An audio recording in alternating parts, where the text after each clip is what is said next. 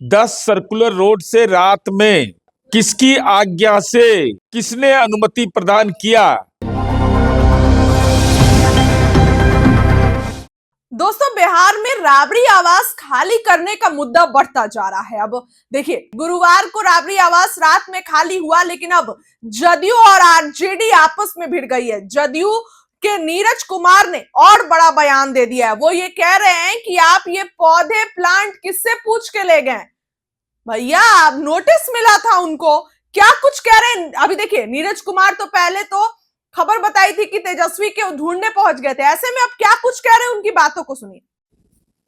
प्रतिपक्ष के नेता माननीय राबड़ी देवी, जिनका पूरा परिवार अनुपस्थित है, 10 सर्कुलर रोड से रात में किसकी आज्ञा से किसने अनुमति प्रदान किया कि वहां से पेड़ पौधे ले जाए जाने का मीडिया फुटेज आया है। सवाल यह उठता है कि वो पेड़ पौधा किसका? क्या लालू जी के परिवार की निजी जागीर है या सरकारी उद्यान विभाग से यह गमला उपलब्ध कराया गया है? साथ ही साथ हमको आशंका है कि जब घर का अभिभावक नहीं यहाँ है, आज्ञा किसने दिया यह पता नहीं चल पा रहा है, तो उस घर के अंदर तो तहखाना भी हो सकता है।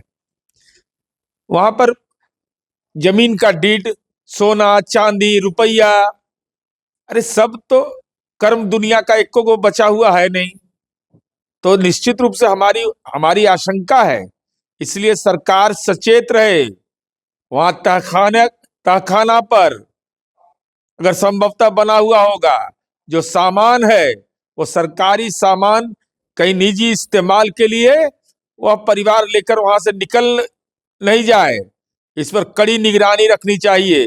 और बगैर अनुमति के और सक्षम विभाग को यह अधिकार प्राप्त है कि आप उस संबंध में पूरी सूची अद्यतन रखिए कि कौन कौन सरकारी संसाधन वहां इस्तेमाल किया गया है। नहीं तो हमारी आशंका है कि तहखाना में भी हो सकता है, साथ ही साथ वहां पंखा है, वहां रेगुलेटर है, लैट्रिन है, उसका टोटी है, साथ ही साथ पाइप है। तो ऐसा नहीं हो कि सब उखाड़ करके लोग लेके निकल जाए। अब बाद में माथा मत पीटिए, बल्कि कानून के अनुसार सक्षम कार्रवाई होना चाहिए, आम और खास के लिए अलग अलग नहीं। सुना आपने क्या कुछ नीरज कुमार ने कहा? नीरज कुमार ने बड़ा बयान दिया। अब इसके बाद शक्ति यादव का भी बयान आ गया है। शक्ति यादव ने नीरज कुमार पर पलटवार करते हुए बड़ा बयान दिया है। सुनिए क्या कुछ शक्ति यादव कह रहे हैं। कुछ लोगों ने ठान लिया है, उसमें संस्थानें भी शामिल है, कि लालू प्रसाद जी को जितना बदनाम करो हमारी राजनीति जो है निखरेगी। बिहार के लोग भी समझते हैं इन बातों को।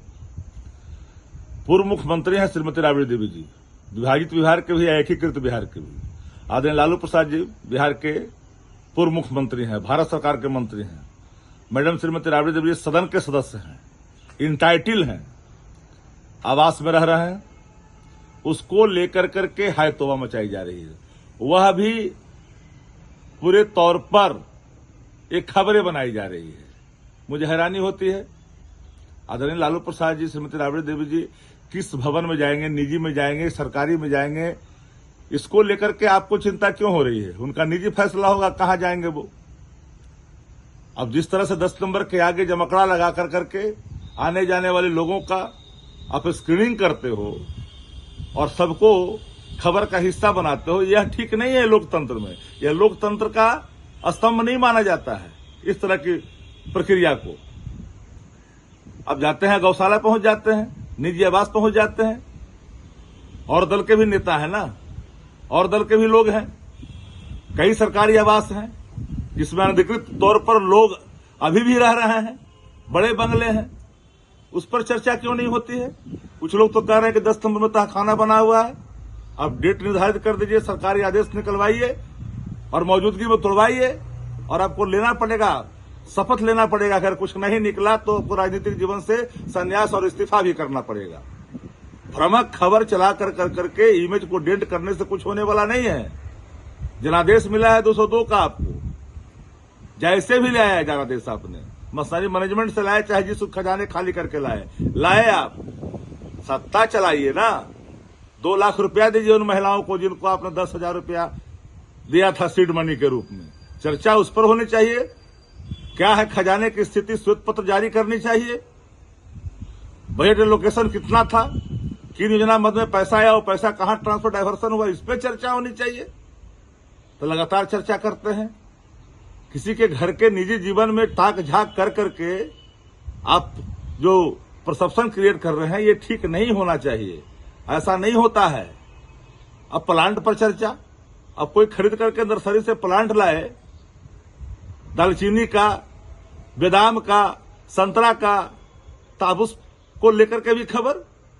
क्या भवन निर्माण विभाग को पता नहीं है कि क्या चीज दिया है वहां और किन किन चीजों को वहां पर रखा है, कौन चीज पहले से था और क्या चीज बाद में हुआ, जानकारी है, सबको जानकारी है। उसके भी कागजात होते हैं, तो सामने आकर करके उस पर बात होना चाहिए। इस तरह के फर्जीवाड़े चीजों को परसेप्शन बनाना, यह लोकतांत्रिक तरीका नहीं हो सकता है। बिहार में इस बात को लेकर अब राजनीति बढ़ती जा रही है। देखिए 10 सर्कुलर रोड के खाली किए जाने को लेकर बिहार के में सियासी बवाल शुरू हो गया है। जदयू के प्रवक्ता नीरज कुमार ने आशंका जताते हुए कहा कि वहां पर तहखाना हो सकता है। उस तहखानों में जमीन के डीड पेपर, सोना, चांदी, रुपया, पैसा भी हो सकता है। इस तरीके के इल्जाम लगाए जा रहे हैं। शक्ति यादव ने उस पर पलटवार किया। दोनों का बयान आपने सुना। आपको क्या लगता है? कमेंट में राय रखिए। बहुत बहुत धन्यवाद।